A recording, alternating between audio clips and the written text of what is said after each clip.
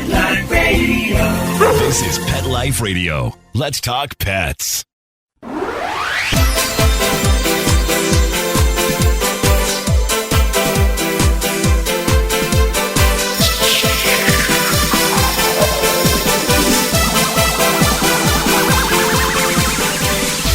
Hello, you're listening to Animal Party on Pet Life Radio with me, your host, Deb Wolf. And today we have a special show. We're going to be interviewing for the first time Mauritz Hansen to talk about Dog Breeder Pro, which is web-based dog breeding software. And I've never heard of it. It's fascinating. It could simplify my life.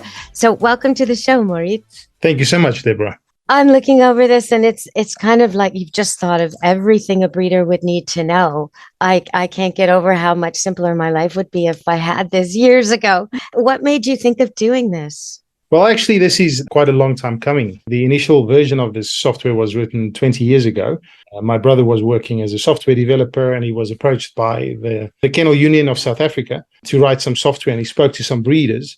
And he saw that they did not really have software to manage their kennel and manage the pedigrees, build pedigrees. So he built a version long time ago, gave it away for free online, and you could download it. And at some point, it stopped working after about 8 years. Thousands of people had downloaded it. And then in beginning 2015, he had just sold his company and he decided to rewrite Dog Breeder Pro as web software.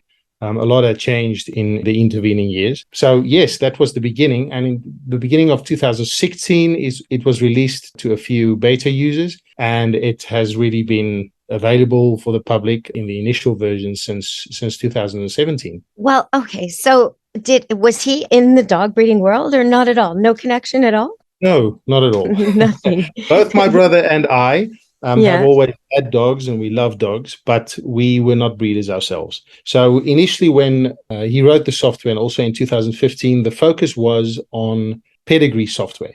So how do you build a pedigree for your dog? The idea was that you could add unlimited dogs, but everything was focused on the pedigree. And as we got more customers, they loved the software, but they told us, listen, we want something to help us with our breeding. So with the more data, we want to record more data of our dogs. We want to be able to record the breeding data and the health data, and we want some contacts as well.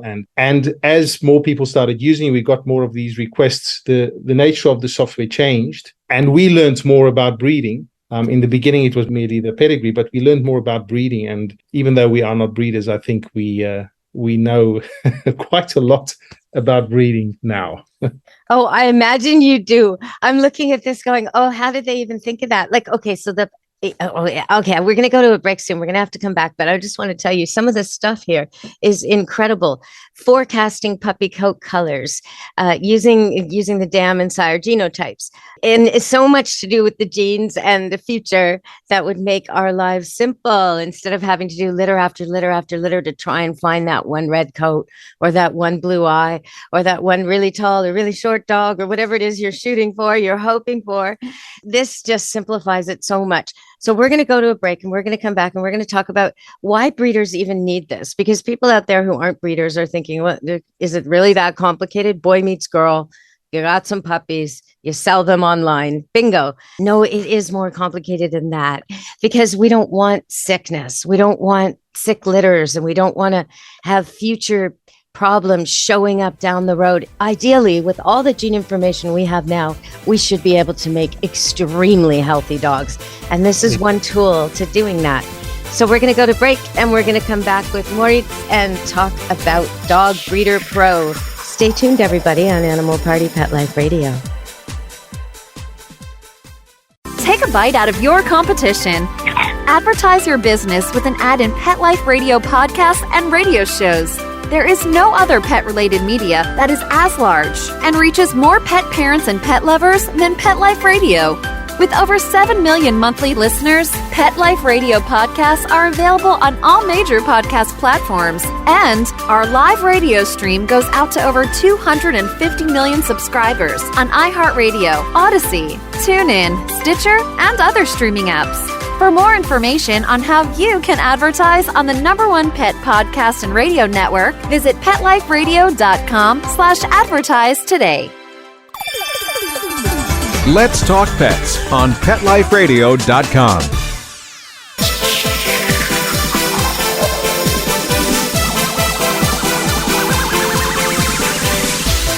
Hello, we're back on Animal Party, Pet Life Radio.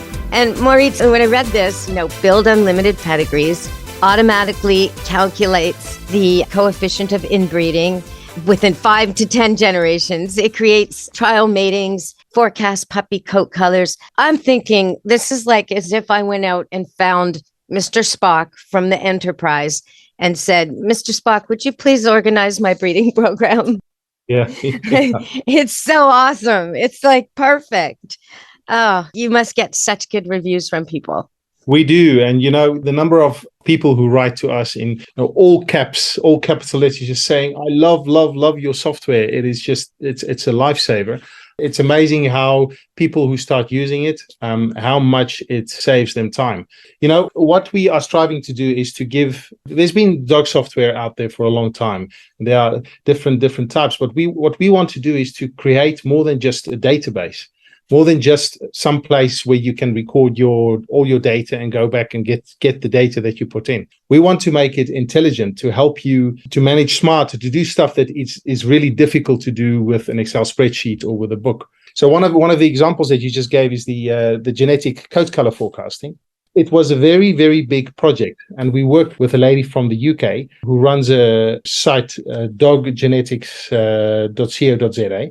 And she helped us to build this. She is an expert on coat color genetics. And she actually drew the images that you see on the website, more than 12,000 of those images, all the possible combinations and the logic to actually determine what you will get and what kind of dogs, and to show exactly what the genotypes are. So even if two dogs look exactly the same, one dog might be carrying something that the other is not. And if you want to create something specific or go for a specific color, or you need to know what that is and what it carries and what that will mean for potential breedings. So this is one example of a piece of functionality that is more than just putting in data and getting that data back when you need it, but it really helps your breeding program to actually do what you want to do, what you intend to do. Well, to put it into time, to give people an idea of how long it would normally take, you wait till a female is 2 years of age till you breed her. You wait till a male is about 1 year of age. You do all your gene testing and all of that, and then you put them together and you hope for the color of the coat or whatever it is that you're looking for that is most popular, that is going to get you the best homes the quickest for your puppies. And also you're looking to reduce the chances of certain colors or coats that may be a problem, right? There's certain recessive problems, blue eyes in certain dogs, different issues that you want to definitely avoid if it's not a healthy thing for your dog. But that takes 2 years every time. And then their offspring, another 2 years and another 2 years. And if you can do this with projection and computers based on the genes, rather than actually have the litters, you're saving so much effort and time. And so many unwanted puppies are not produced, which is the big thing. And the exciting thing about this, we are not there yet, but the exciting thing about this is that one of our plans is that it will be possible to find the dog that you need to mate with. So you will be able to say, I have a Great Dane, and this is the genotype, and I'm looking for a specific color, or I want to avoid a specific color, a specific mole pattern or whatever, because I don't want, it might cause diseased puppies or stillborn puppies. And you'll be able to say, okay, I'm in the United States or I'm in Canada, or, I don't really care. Show me anywhere in the world where there's a dog that will give me the puppies that I need, and that you can contact that person. That to us seems amazing. We're not there yet, as I said, but that is part of our plans. That's like Match.dog, right? You go on. Exactly. You're looking for the perfect one, and you don't care where they are in the world, because, the semen can be sent. The dog doesn't have to meet. Okay, we're going to go to break and come back again. We're talking about Dog Breeder Pro. If you're a dog breeder out there, you should be checking it out by now, because it's just going to simplify your life. I mean, it does all the stuff you have a hassle with, like, lists of potential buyers and waiting lists and contracts, all that stuff. But it goes way beyond that. Okay, stay tuned. We'll be back in a minute on Animal Party on Pet Life Radio. For those fortunate to have experienced the deep bond and unconditional love of a companion animal, the death that follows can be one of the most difficult and misunderstood losses to go through. Many times, this devastating loss goes unrecognized and trivialized by family and friends, leaving grieving pet parents struggling to find healthy ways to cope with the loss. In And I Love You Still, a thoughtful guide and remembrance journal for healing the loss of a pet, Dr. Julianne Corbin calls attention to the difficulties unique to the loss of a beloved pet and provides an interactive and compassionate guide to help you process your loss and work towards coming to a place of peace and healing. For those interested in journal therapy and looking for a professionally written and compassionate resource to help understand and reconcile the grief associated with the loss of your pet, this book is for you. And I Love You Still, a thoughtful guide and remembrance journal by Julianne Corbin, is now available for purchase on Amazon and other major book retailers. Let's talk pets Let's talk pets on Pet Life Radio. Pet Life Radio. PetLifeRadio.com.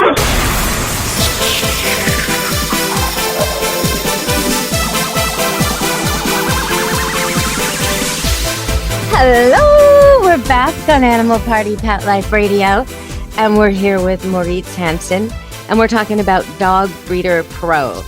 And you know, a lot of people are sort of against dog breeds. They want mutts and they want rescue dogs. And of course, they're often the first people to scoop up a purebred dog that's in a rescue facility. But we do need purebred still, and we do need to keep track of genes and diseases. And, you know, I love mutts as much as anyone else. I really, really do, especially big ones. But if we lose the ability to breed dogs, then we lose all the skills we've made them for. We won't have tracking dogs. We won't have hunting dogs, scenting dogs, seeing eye dogs. We need to keep breeding dogs. So I think it's really good that you've come up with something that makes it sensible, and it's just a smart, easy way to do it. So tell me more about Dog Breeder Pro and why breeders should be into this. Okay, so we spoke about the coat color genetic. Many breeders for many breeds, that is not interesting, but there are many parts of the application that really applies to all breeders. So you mentioned heat forecasting. The specific period breeding cycle for different females are different. So with this application, you can specify that. So you can specify the past heats. It will show you what the average duration is per heat. And then you can say, okay, it's 26 weeks or 24 weeks or 28 weeks. And the application will automatically calculate the next 4 heats for you. And you can decide not to breed in a specific heat. Perhaps you want to breed every second heat or every third heat, or maybe every heat for 3 or 4 times and then not for a couple of years. In our experience, there are many different truths and many different ways that breeders feel is good for their pets or good for their breeding animals. But you can specify all of that, and the application will prompt you. It will show you. You have a dashboard, you have a calendar where everything is shown. You can integrate this with your personal calendar, so with your iPhone calendar or with Outlook, so that you see the reminders on your telephone or on your computer. You don't need to log on to this application. And this is not just for heat forecasts. It is for your litters. You can see once you've done your matings, you know what the ovulation date is. You can fairly accurately determine your litter date. And all of this will be on your dashboard. You can have your register your health events, so your vaccinations and dewormings and your future dewormings and vaccinations. So you don't need to try and remember stuff anymore. It's all there. It's on your calendar. It's on your dashboard. You get email reminders. And when you go to a vet, you've got all your information in one place. You can upload documents per dog. It's all there, and it's... Oh, you can upload all the health tests you have to do when you're looking for a mate, and they want to make sure you don't have this disease or that disease. And Exactly. you know, all of this stuff I already do, but I do it in such a disjointed, inefficient way. On my cell phone, under notes, there's a list of heats and all the dogs' heats and when they had their last heats and their next heats. And okay, that's on my phone. And then on my computer, there's all the documents. And then somewhere else in a file folder is and so if I have to look for an individual dog, if I'm thinking, okay, now what about Penny? When should I breed Penny next? When should I retire Penny? I got to look 3 different places. And now I've done all that. And now maybe, okay, now I want to do Dorita. Okay, what? Now I got to start all over again. And then I keep lists, okay, so who am I going to breed this year and when and what? It's such a mess. It takes like 2 tables a cell phone, a computer, a notebook. And sometimes I make mistakes because I didn't write the date wrong or I didn't, I just get confused. So this sounds so much simpler and better organized. And when it comes to all the genetic testing that people are doing now, this would be really handy to be able to upload your genetic results for a specific female or male, a dam or a sire. And then the people looking to mate with you or to consider that, or people looking for puppies will be able to just see it. It makes so much sense. But again, that part of it is, just to be clear, we are still planning for that and building that. Well, when you said we could upload documents, though, wouldn't I be able to upload my test results? Yes, you can. Yes. Of course. Right now it's for yourself. It's not public data. Oh, I see. Okay. So just for myself. Yeah. Okay. For your own database. So, of course, what you said is true. It brings everything together. It links everything. It's really easy to manage, and it's really easy to work on your tablet or your telephone or your laptop. One of the things, of course, this is one of the major arguments for using the software. The other thing is, in many countries, the legislation is becoming really strict about, if you're a breeder, what kind of information do you need to record, when you are allowed, how often are you allowed to breed with your dogs.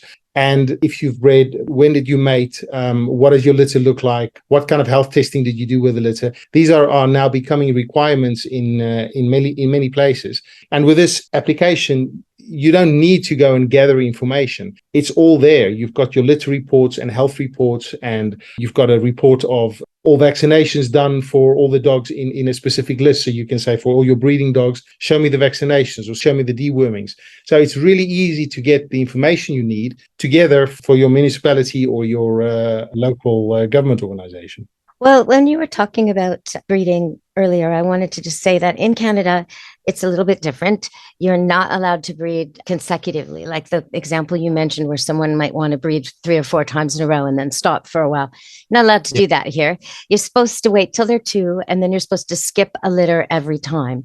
And there are some veterinarians who believe that for the very last mating, you have to have the dog examined first. But in some cases, they would recommend you do consecutive breeding and then retire the female 6 months earlier. So rather than wait a whole year and breed her again and have her older when she has her litter and spay her older, they would recommend you do 2 in a row and then finish.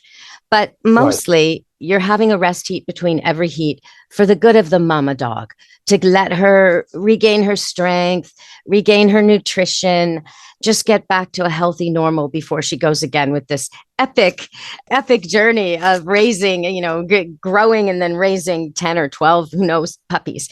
So that's what's going on there. But it would sure be handy too. I can just think of like in an evacuation situation where you're trying to get all your dogs in your kennel out and you need to leave. And, maybe you have to cross a border because your area is on fire and the only place you have to board them is across the border. So much easier to print off all your vaccination records if they're in one spot. Unlike me, that I got to go find everybody's tag on their neck and hope that they haven't shaken it off somewhere, so it'd be real handy to have that in an emergency situation for sure. Exactly. Yeah. And what you said is interesting. As I said, we are not breeders, but we've been building an application for breeders. So you get feedback all the time. And we believe, at the end of the day, the software is not for me. It is for the breeders. So if a breeder come to us and they say, listen, this is what we want. If it's different from what we already have or it's new, then we have a discussion with that breeder and we have a discussion with other breeders. Like what you just said about, you should breed a female and then rest her here. We had many discussions with many breeders, and these are all people who love their dogs and take care of their dogs. And the interesting thing is, with many of these areas, many of these questions, there are different ideas about what is good. I cannot determine what that is. Some governments have ideas, and it's the vets, and I'm sure they are right. But what you just said, when we had this specific discussion, some breeders told us, we believe that it's easier on a female to breed 4 times in a row and then never again, because she's young and her body can take it better. So we do that and then we just keep her. And others say, no, we do it every 2 years. And others say, no, we skip a heat. And there's all these different ideas. We don't try to mandate a specific way of doing this. We believe that most people who use this software are people who take care of their dogs, who will go to the effort of actually recording the information. But whatever your preference is or your belief is what is good for your dogs, you are able to actually do that in the application. Yes, and you definitely want to operate within the laws of the country you're in. So even though you may have a reason to think your breed is different and the rules shouldn't apply, it's a very dangerous game to play.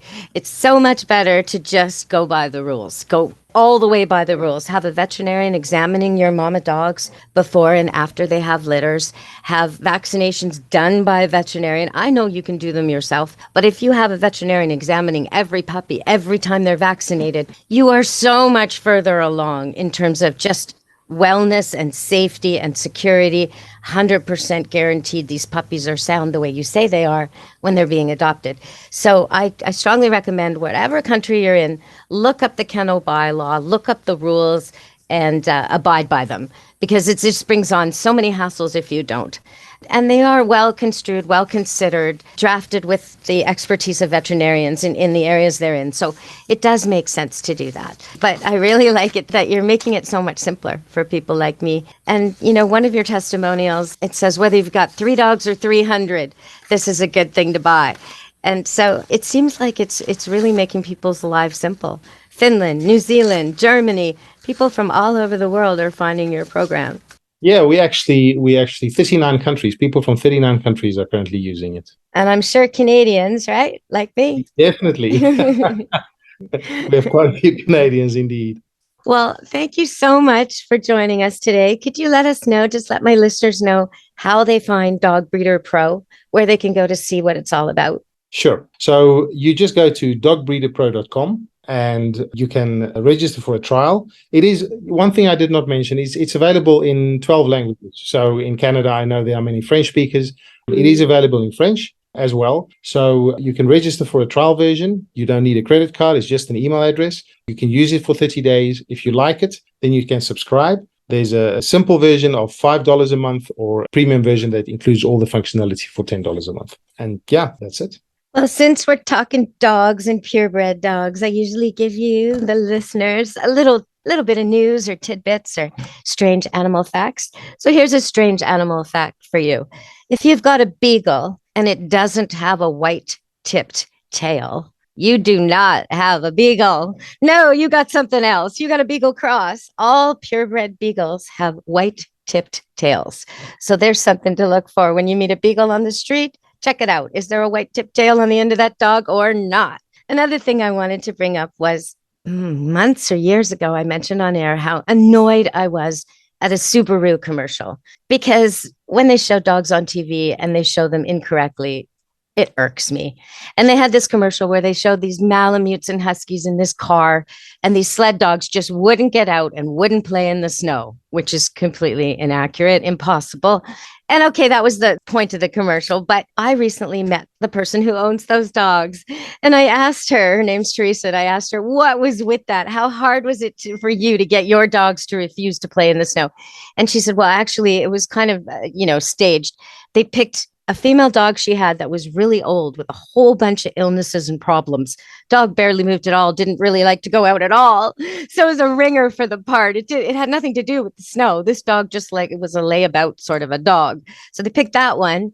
And then the one that was talking in the commercial was a lonely pup. So that's when a litter is born and there's only one puppy. Litters usually have 4, 5, 10, 12, lots of siblings. So when a litter is born and there's only one, that dog is very unusual. Usually it becomes very talkative, very communicative, needs a lot of interaction, kind of a needy dog. It's sort of favored by its mother, and it becomes an interesting and quirky and an amazing dog, but very unusual. And that's the one they showed in the commercial doing all the talking, which makes so much sense.